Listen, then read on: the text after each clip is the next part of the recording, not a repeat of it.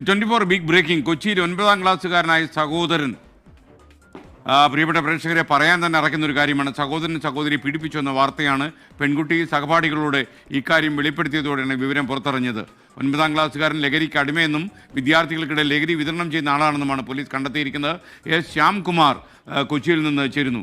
വളരെ അപകടം പിടിച്ച ഒരു കേരളത്തിൻ്റെ പോക്കിലേക്കാണ് സൂചന. ലഹരിക്ക് അടിമയായി കഴിഞ്ഞാൽ തൊട്ടു മുന്നിൽ നിൽക്കുന്ന ആൾ ആരാണെന്ന് പോലും നോക്കില്ല എന്നുള്ളതിൻ്റെ ഏറ്റവും വലിയ തെളിവാണിത്. പറയൂ ശ്യാംകുമാർ. നമസ്കാരം. കഴിഞ്ഞ ദിവസം കൊച്ചിയിൽ 12 വയസ്സുകാരിയെ 14 വയസ്സുകാരൻ പീഡിപ്പിച്ചിരിക്കുന്നു. ഈ 14 വയസ്സുകാരന് സ്വന്തം സഹോദരനാണ്. ഈ കുട്ടിക്ക് കുറേ ദിവസങ്ങളായിട്ട് ഇങ്ങനെ പീഡനം സഹിച്ചിട്ട് മാതാപിതാക്കളോടല്ല കുട്ടി പറഞ്ഞത്. തൻ്റെ സുഹൃത്തുക്കളായ കുട്ടികളുടെ അടുത്ത് ചെന്ന് തനിക്ക് വേദന സഹിക്കാൻ വയ്യാതായപ്പം സഹോദരൻ്റെ കാര്യം സുഹൃത്തുക്കളോട് പറഞ്ഞു. അങ്ങനെയാണ് പുറത്തറിയുന്നത്. ഇവൻ ലഹരിക്കടിമയാണ്. ലഹരിക്കടിമ മാത്രമല്ല, അവന് സ്കൂളുകളിൽ ലഹരി വിൽക്കുന്ന ഏജന്റ് കൂടിയാണ്. ഇപ്പോൾ ഒരു 14 വയസ്സുകാരനാണെന്ന് ഓർക്കണം. വെറും 9ാം ക്ലാസ്സിൽ പഠിക്കുന്ന ഒരു കുഞ്ഞു മോന്.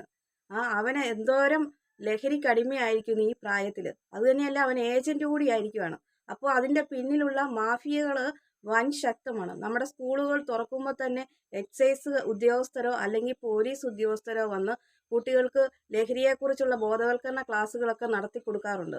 പക്ഷേ ഇവിടെ ഇനി അതൊന്നും യാതൊരു കാര്യവുമില്ല. കാരണം കേരളത്തിൽ അതുപോലെ സുലഭമായിട്ട് ലഹരി വിൽക്കുകയാണ്. കഴിഞ്ഞ ദിവസം കണ്ട വാർത്തയാണ്. ചോക്ലേറ്റിനുള്ളിൽ ലഹരി നിറച്ചിട്ട് അത് ചെറിയ കുട്ടികൾക്ക് കൊടുക്കുന്നു. അതിൻ്റെ ഫലമായിട്ട് 4 വയസ്സുകാരന് ചോക്ലേറ്റ് കഴിച്ചതിനെ തുടർന്ന് ദേഹത്തിന് എന്തോ അസ്വസ്ഥതയുണ്ടായി. അങ്ങനെ പരിശോധനയിലാണ് ലഹരിയാണ് ഈ ചോക്ലേറ്റിൽ ചേർന്നേക്കുന്നതെന്ന് മനസ്സിലായേക്കുന്നത്. അതിനെക്കുറിച്ച് പിന്നെ അന്വേഷണങ്ങൾ നടത്തുകയൊക്കെ ചെയ്തു. കൊച്ചിയിൽ ഒരുപാട് ഇങ്ങനെ സുലഭമായിട്ട് ലഹരി കിട്ടുന്നതായിട്ടുള്ള ന്യൂസുകൾ ഓരോ ദിവസവും അറിയാൻ സാധിക്കുന്നുണ്ട്.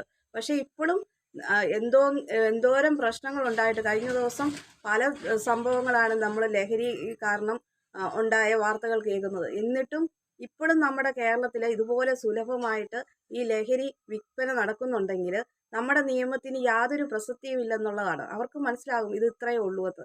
ഒരു ലഹരിയുമായിട്ട് പിടികൂടുന്ന ആൾക്കാരെ ആ സെക്കൻഡിൽ വാർത്തകൾ ഭയങ്കര കൊട്ടിഘോഷിക്കുന്നു. ഇന്നയാൾ ഇന്നതുപോലെ പിടിക്കപ്പെട്ടു, ഇത്ര ഇത് കഞ്ചാവുമായിട്ട് അല്ലെങ്കിൽ MDMA ആയിട്ടാണ് പിടിക്കപ്പെട്ടിരിക്കുന്നത് എന്നൊക്കെ പറയും. അവരെ പോലീസ് അറസ്റ്റ് ചെയ്യുന്നു, ഇതിൻ്റെ കേസ് രജിസ്റ്റർ ചെയ്യുന്നു. പക്ഷേ ഇവർ ജാമ്യത്തിലിറങ്ങി വീണ്ടും പുറത്തിറങ്ങുകയാണ്.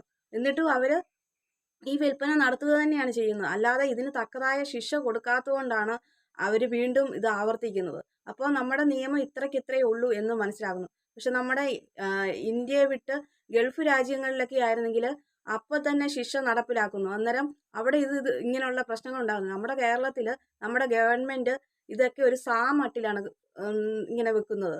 അതുകൊണ്ടാണ് ഈ നിയമങ്ങൾക്കൊന്നും ഇത്രയേ ഉള്ളൂ, ഇത്രയ്ക്കുള്ള ശിക്ഷയെ തനിക്ക് കിട്ടുകയുള്ളൂ എന്ന് മനസ്സിലാക്കി അവർ ലഹരി വിൽക്കുക തന്നെയാണ് ചെയ്യുന്നത്. വീണ്ടും തെറ്റിലേക്ക് ആവർത്തിക്കുന്നു. അതിൻ്റെ ഫലമായിട്ട് ചെറുപ്പക്കാർ ഒരുപാട് പേര് ഈ ലഹരിക്ക് അടിമയായി. ഓരോരുത്തരിപ്പം പറയുന്നുണ്ട് ഞങ്ങൾ ലഹരി കഴിച്ച കാര്യവും. ചെറിയ പ്രായത്തിൽ സ്കൂൾ ജീവിത കാലഘട്ടത്തിലാണ് അവർ ലഹരി ഉപയോഗിക്കുന്നത്. ആദ്യമേ സിഗരറ്റിൻ്റെ രൂപത്തിൽ, പിന്നീട് അങ്ങനെ ഓരോ കൂട്ടുകെട്ടിൽ ചെന്ന് ഇത് 2 പേരായി 3 പേരായി പിന്നെ ഒരു സംഘമായി അങ്ങനെ അവർ ലഹരി ഉപയോഗിക്കുന്നു. പല ആളുകളും പല നേതാക്കളുടെ മക്കളും ഇപ്പോൾ ലഹരിക്ക് അടിമയായിട്ടുള്ള ന്യൂസുകൾ നമ്മൾ കേൾക്കുന്നുണ്ട്.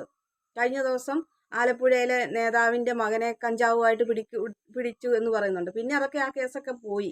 ഇപ്പോൾ അതൊന്നും കേൾക്കാനില്ല. വലിയവരുടെ ന്യൂസുകളെല്ലാം അത് പിന്നെ കേൾക്കാൻ പറ്റത്തില്ലാത്ത രീതിയിൽ അത് ഒതുക്കി തീർക്കുകയാണ് ചെയ്യുന്നത്. ചെറിയ സാധാരണക്കാരായ മനുഷ്യരുടെ ആണെങ്കിൽ ഇപ്പം കൊട്ടിഘോഷിച്ച് പറയുകയും ചെയ്യും. പക്ഷെ എന്നാലും ആ കൊട്ടിഘോഷിക്കുന്നതിൻ്റെ ഒരു കുറച്ച് നേരത്തേക്ക് മാത്രമേ ഉള്ളൂ. പിന്നെ അത് കെട്ടടങ്ങി പോവുകയാണ്.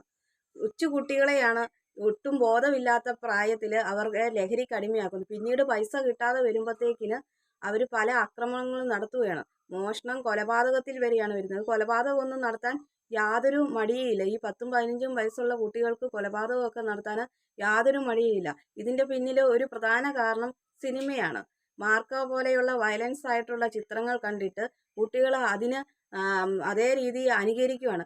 ഇങ്ങനെയുള്ള സിനിമയിലെ ഈ വയലൻസ് രംഗങ്ങൾ ഒഴിവാക്കുകയാണ് ചെയ്യേണ്ടത്. കുട്ടികൾക്ക് അങ്ങനെ ഒരു ക്രിമിനൽ പശ്ചാത്തലം ഉണ്ടാക്കി കൊടുക്കുകയാണ് ചെയ്യുന്നത് ഇങ്ങനെയുള്ള സിനിമകൾ.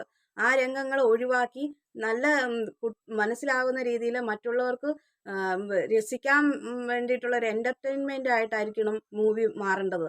അല്ലാതെ അതിലെ ക്രിമിനൽ രംഗങ്ങൾ കാണിച്ച് കുട്ടികളുടെ മനസ്സിലേക്ക് വിഷം കുത്തി നിറച്ച് വീണ്ടും അക്രമാസക്തരാക്കുന്ന രീതിയിലേക്ക് മാറാതിരിക്കേണ്ട ആണ് സിനിമകൾ. നമ്മളൊരു കുറച്ച് നേരം നമ്മൾ ടെൻഷനൊക്കെ മറന്ന് തിയേറ്ററിൽ പോയി കുറച്ച് നേരം കുടുംബമായിട്ട് ആസ്വദിക്കാൻ വേണ്ടിയിട്ടാണ് പോകുന്നത്. അപ്പോൾ ഈ വയലൻസ് രംഗങ്ങൾ കാണുമ്പോൾ മുതിർന്നവർക്കത് മനസ്സിലാകും അത് സിനിമയാണെന്ന്. പക്ഷെ കുട്ടികൾക്ക്, ഈ 10ഉം 15ഉം വയസ്സുള്ള കുട്ടികൾക്ക് അതൊന്നും മനസ്സിലാകുന്നില്ല. കഴിഞ്ഞ ദിവസം നഞ്ചക്ക് ഉപയോഗിച്ചാണ് ഈ 15 വയസ്സുകാരനെ കൊലപ്പെടുത്തിയത്. ഇതൊക്കെ സിനിമയിൽ കാണിക്കുന്ന രംഗങ്ങളാണ്, നമ്മൾ കണ്ടിട്ടുള്ളതാണ്. ആ സിനിമയുടെ പേര് എന്താണെന്ന് എനിക്ക് ശരിക്കും ഓർമ്മയില്ല. അതിലൊരു സിനിമയിൽ അതിലെ ഒരു നായക കഥാപാത്രം ഇങ്ങനെ നഞ്ചക്ക് ഉപയോഗിച്ച് ആക്രമികളെ ഓടിക്കുന്ന രംഗമുണ്ട്. അത് കൂട്ടമായിട്ട് ഈ നഞ്ചക്കെന്ന് പറഞ്ഞ സാധനം കരാട്ടയ്ക്ക് ഉപയോഗിക്കുന്ന ഒരു എക്യുപ്മെൻറ്റ്സ് ആണ്. അപ്പോൾ അത് സ്വയം രക്ഷയ്ക്ക് വേണ്ടിയിട്ട് ഒരുപാട് കൂട്ടമായിട്ടുള്ള ആളുകൾ വരുമ്പം പ്രതിരോധിക്കാൻ വേണ്ടിയിട്ട് കാണിക്കുന്ന ഒരു ടൂളാണ് ഈ നഞ്ചക്കെന്ന് പറയുന്നത്. അത് എപ്പോഴും ഉപയോഗിച്ച് അക്രമികളെ തുരത്താൻ വേണ്ടിയിട്ട് ചെയ്യുന്ന ഒരു കാര്യമല്ല. അത് കൂട്ടമായിട്ട് വരുമ്പം തൻ്റെ ജീവന് അപകടം എന്ന് വരുമ്പോഴാണ് ഇത് പ്രതിരോധിക്കുന്നത്. പക്ഷെ ഇത് ഉപയോഗിച്ചു കഴിഞ്ഞാൽ ഇത് മരണം വരെ സംഭവിക്കും. കൂടുതലും തലയ്ക്ക് പറ്റിക്കഴിഞ്ഞാൽ തലച്ചോറ് പൊട്ടി അങ്ങനെയാണ് ആ 15 വയസ്സുകാരൻ കഴിഞ്ഞ ദിവസം മരണപ്പെട്ടത്. ഇതൊക്കെ സിനിമയെ കാണിക്കുന്നത് കണ്ടിട്ട് ഇതെന്താണെന്നൊന്നും അറിയത്തില്ലാതെ വരും എട്ടും പൊട്ടും ബോധം ഇല്ലാത്ത പിള്ളേർ ഒരു സ്റ്റാർ ആകാൻ വേണ്ടിയിട്ട്, ഗാങ് സ്റ്റാർ ആകാൻ വേണ്ടിയിട്ട് കുട്ടികൾ കാണിക്കുന്ന പണിയാണ്. ഇതൊക്കെ വലിയ സിനിമയിലൊക്കെ നായകന്മാർ ഷോ കാണിക്കുന്ന രീതി കണ്ടിട്ട് പിള്ളേരും അതേ ഷോ കാണിച്ച് സ്കൂളിൽ സ്റ്റാർ ആകാം എന്ന പെൺകുട്ടികളുടെ അടുത്തോ അല്ലെങ്കിൽ കൂട്ടുകാരുടെ അടുത്തോ സ്റ്റാർ ആകാം എന്ന രീതിയിൽ ഇവർ കാണിക്കുന്ന പേക്കൂത്തുകളാണ്. പക്ഷെ ഇതൊക്കെ അറുതി വരുത്തുക തന്നെ ചെയ്യണം. ഇനിയിപ്പം ബോധവൽക്കരണ ക്ലാസ് ഒന്നും നടത്തിയിട്ട് ഒരു കാര്യമില്ല. ഈ മാഫിയകൾ കണ്ടുപിടിച്ച് അല്ലെങ്കിൽ നമ്മുടെ കേരളം കുട്ടിച്ചോറാകും. നമ്മുടെ കേരളം കുട്ടിച്ചോറാകാൻ വേണ്ടിയിട്ട് ഇതിൻ്റെ പിന്നിൽ നശിക്കാൻ വേണ്ടിയിട്ട് കാണുന്ന ഏതോ വൻ ശക്തികളുണ്ട്. അല്ലെങ്കിൽ ഇങ്ങനെ കുട്ടികളെ, ഇനിയും വരുന്ന തലമുറയെയാണ് അവർ കേന്ദ്രീകരിച്ചിരിക്കുന്നത്. അല്ലാതെ പ്രായമുള്ള മനുഷ്യരിലല്ല. അവർക്ക് കുറച്ച് ബോധമുള്ളത് കൊണ്ട് പ്രായമുള്ള മനുഷ്യരുടെ അടുത്ത്, എല്ലാവരുടെയും അടുത്ത് ഇത് ചെന്ന് പറഞ്ഞു കൊടുത്തു കഴിഞ്ഞാൽ അവർ മേടിക്കുകയല്ലെന്ന് അവർക്കറിയാം. ചെറിയ കുട്ടികളാകുമ്പം അത് മേടിക്കും, അതിന് അഡിക്റ്റ് ആകും. പിന്നെ നമ്മുടെ ആ കുട്ടികളുടെ ഭാവി നശിച്ചു പോവുകയാണ്. അതായത് നമ്മുടെ വരും തലമുറയെ നശിപ്പിക്കാനാണ് നോക്കുന്നത്. അത് മനസ്സിലാക്കാനുള്ള ബോധമില്ല. അതുകൊണ്ട് ഈ അധികാരപ്പെട്ട ആളുകൾ ഇതിന് കടുത്തതായിട്ടുള്ള ശിക്ഷകൾ നൽകി ഇതിൻ്റെ പിന്നിലുള്ള മാഫിയ, ഒരാളെ പിടിച്ചു കഴിയുമ്പോൾ അതിൻ്റെ പിന്നിൽ ആരൊക്കെയാണെന്ന് പറഞ്ഞ് നമുക്ക് ചോദിക്കാൻ പറ്റും. ഇപ്പം പറഞ്ഞില്ലെങ്കിൽ ഇപ്പം ഒരുപാട് മാർഗങ്ങളുണ്ട് കണ്ടുപിടിക്കാനുള്ള മാർഗങ്ങൾ.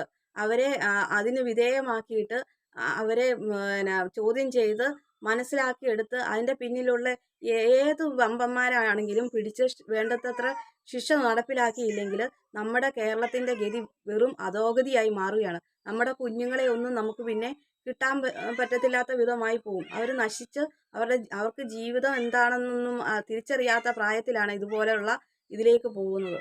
അതുകൊണ്ട് നമ്മൾ പറ്റുന്നതിലധികം നമ്മൾ ശ്രമിക്കണം. ഓരോ മാതാപിതാക്കളോടും പറയാനുള്ളത്, ഈ മാതാപിതാക്കൾ കുട്ടികളെ ശ്രദ്ധിക്കണം. കുട്ടികളെ ശ്രദ്ധിക്കാത്തതിൻ്റെ ഫലമായിട്ടാണ് ഈ കുഞ്ഞുങ്ങൾ എങ്ങനെയാണ് ഇത്രയും ഇതിലേക്ക് പോകുന്നതെന്ന് അവർ മനസ്സിലാകാതെ വരുന്നത്. അങ്ങേയറ്റം ചെന്ന് കഴിയുമ്പോഴാണ് ഇവർ കൊലപാതകത്തിലേക്കോ മോഷണത്തിലേക്കോ വന്നു കഴിയുമ്പോഴാണ് ഇവരുടെ പിന്നിൽ ലഹരിക്ക് ഇവർ അഡിക്റ്റ് ആണെന്നുള്ള വിവരം അറിയുന്നത്. ഇത് ഒരു കണക്കിന് മാതാപിതാക്കളുടെ ശ്രദ്ധക്കുറവ് കൊണ്ടുകൂടി ഉണ്ടാകുന്നതാണ്. അവരുടെ ഓരോ സ്വഭാവത്തിനുണ്ടാകുന്ന മാറ്റങ്ങൾ, ഇത്രയും ദിവസം താൻ കണ്ടുകൊണ്ടിരിക്കുന്ന, താൻ വളർത്തുന്ന മക്കൾ, നമ്മൾ ഭക്ഷണം കൊടുക്കുന്നതോടൊപ്പം തന്നെ അവരെ അടി കൊടുക്കുന്നതിലും യാതൊരു കുഴപ്പവുമില്ല. അവരുടെ നല്ലതിന് വേണ്ടിയിട്ടാണ് നമ്മൾ കൊടുക്കുന്നതെന്ന് അവർക്ക് പിന്നീട് അവരുടെ ജീവിതത്തിൽ മനസ്സിലാകും.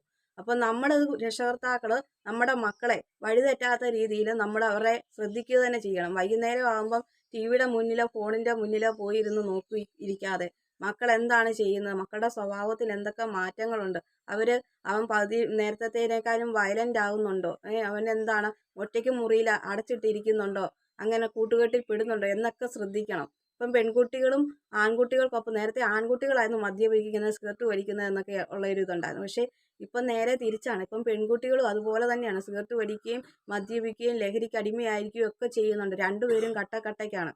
അപ്പോൾ ഇനി നമുക്ക് ലഹരി എവിടെ നിന്നാണെന്നും പിടിക്കുമ്പോൾ അതിൻ്റെ സ്രോതസ്സ് എവിടുന്നാണെന്ന് മനസ്സിലാക്കി വേരോടെ അറുത്തു മാറ്റുകയാണ് ചെയ്യേണ്ടത്.